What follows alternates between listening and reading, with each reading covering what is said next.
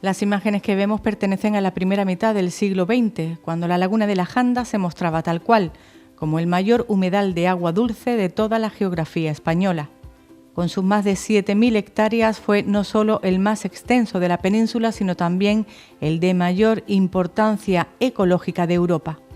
Su biodiversidad y su estratégica situación en el extremo sur de Europa la convertían en un área de descanso y paso obligado para cientos de miles de aves que migran a través del estrecho de Gibraltar.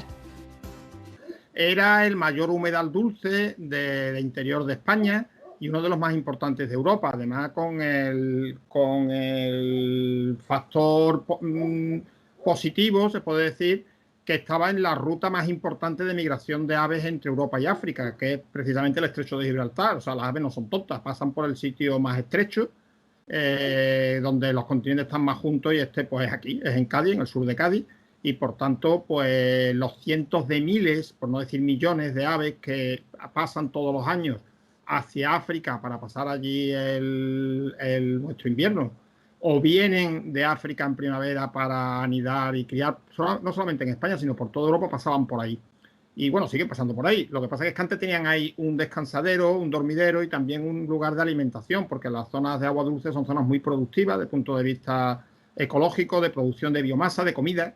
y hacía que ahí las aves tuvieran un paraíso, ¿no? Y así se describen hasta los años 50 por los primeros ornitólogos que la visitaron, Bernis en concreto, pero también en el siglo XIX ya hubo ornitólogos ingleses, como siempre nos descubren los extranjeros, que venían a Gibraltar y que se quedaban alucinados con lo que teníamos aquí en el sur de España, en el sur de Cádiz. A finales de los años 50 del siglo pasado, el Estado inicia en la zona una ingente obra de ingeniería para proceder a la desecación de este gran humedal.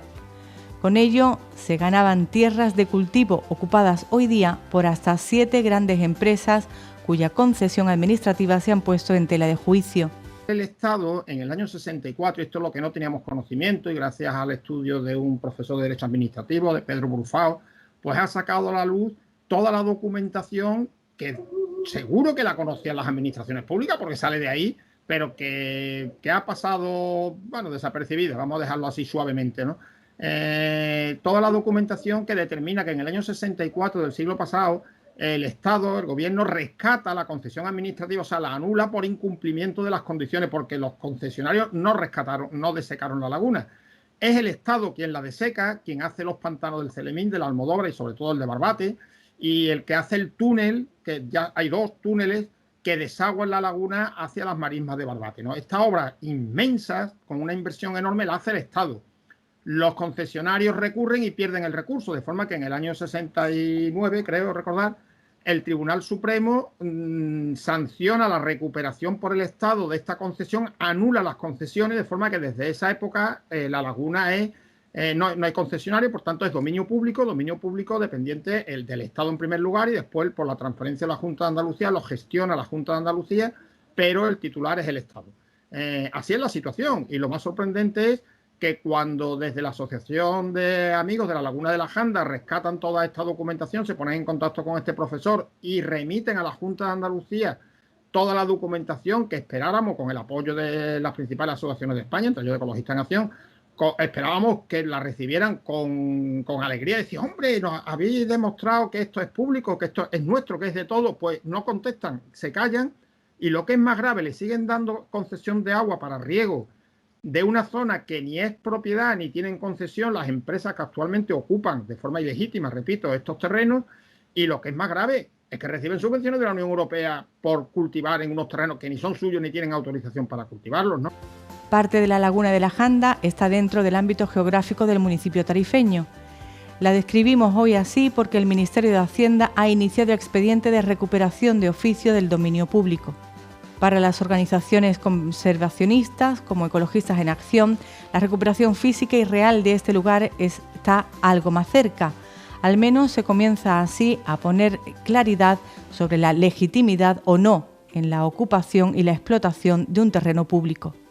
Hacer ya lo que se llama el proyecto técnico. Hay un proyecto técnico que realizó en su momento la Universidad de Córdoba, ecólogos de la Universidad de Córdoba. También existe un proyecto menos ambicioso, pero que también en los años 90 del siglo pasado hizo la propia Junta de Andalucía, hizo una campaña con una exposición por los diferentes municipios de la zona, entre ellos Tarifa, donde exponía la posibilidad de recuperar parte de la laguna de la Janda, y eso es de lo que se trata. Una vez que se recupere, o mientras que se recupere, se podría ya estar debatiendo públicamente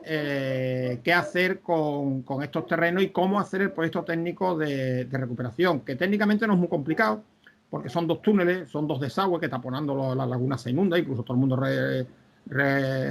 recordará que cuando hay grandes lluvias, como sucedió por ejemplo en el año 96, pues la laguna se sigue inundando, porque el desagüe no daba abasto, por decirlo de alguna forma. Por tanto, en esa estamos, en recuperar legalmente, no la titularidad que ya está, sino el uso efectivo de los terrenos, desalojando jurídicamente a las empresas que lo tienen ocupado de forma ilegal, y hacer este proyecto que entendemos que además tiene que hacerse con el máximo consenso, ¿no? Avutardas, gansos, águilas imperiales e incluso las sofisticadas grullas han tenido en este vasto humedal su lugar de nidificación tiempo atrás. El estrecho de Gibraltar sigue siendo lugar de paso para estas aves migratorias que podrían anidar de nuevo en la Janda si su recuperación fuera efectiva. El argumento ambientalista, llamémosle así, es el primero, pero también la base del desarrollo de una economía indirecta ligada al turismo natural en toda la provincia de Cádiz. Los grupos conservacionistas defienden esta idea con cifras ya registradas y reconocidas. El turismo ornitológico es primera prueba de ello. El objetivo fundamental es la recuperación del medio ambiente y de los equilibrios ecológicos, porque ha quedado claro que la destrucción de la naturaleza provoca saltos de virus y de patógenos de especies que estaban en su medio natural a la especie humana. Y esto está clarísimo con el ébola, con el SIDA, ahora con los coronavirus. Y por tanto, una de las políticas de prevención de salud pública que se está planteando es recuperar ecosistemas, recuperar bosques, recuperar zonas húmedas, recuperar el máximo posible de la naturaleza, máximo en un contexto en el que no solamente nos faltan alimentos, sino que, vamos, digo sorprendentemente porque esto hace 100 años sería incomprensible que nos sobran alimentos, o sea que tenemos una sobreproducción alimentaria que no tiene nada que ver con el hambre en el mundo, que es por distribución, porque aquí en Europa se tira la comida. Por tanto, no hacen falta terrenos para cultivar, sí hace falta restaurar ecosistemas, ¿no? Y tenemos mucho dinero europeo que se podría invertir en esto y no en las tonterías, y lo digo así de claro, que están planteando muchos ayuntamientos con proyectos, algunos muy acertados y necesarios, pero aquí ha sido un poco la carta a los Reyes Magos. Oye, que hay dinero, vamos a pedir dinero. Y aquí se han puesto a pedir dinero como locos cuando existían proyectos de mayor envergadura como es este, que además tiene la sinergia de que afecta a varios ayuntamientos. No han sido capaces de ponerse de acuerdo los 5 ayuntamientos del área de la Janda y proponer un proyecto potente que desde luego la Unión Europea lo recogerían con los brazos abiertos, porque restaurar la mayor laguna de un país en la mayor ruta migratoria de aves de Europa, pues efectivamente esto es algo que no tendría mucha discusión. Por tanto, y para una recuperación efectiva, física de la laguna de la Janda se necesitan inversiones, algo también abordado y estudiado por los conservacionistas que apuntan a los varios canales de financiación europeas, subvenciones que, aplicadas correctamente, harían realidad la devolución a la zona de la Janda de su estado original.